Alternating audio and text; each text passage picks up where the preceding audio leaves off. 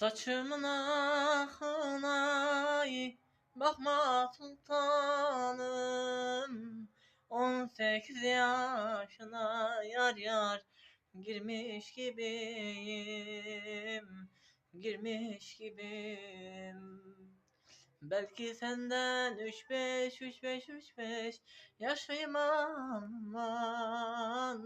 O zincire vurulmuş aslan gibiyim.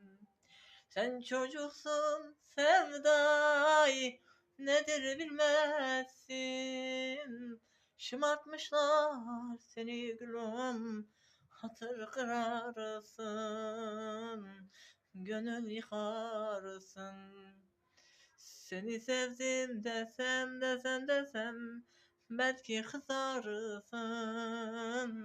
Ondandır karşımdan akral gibiyim.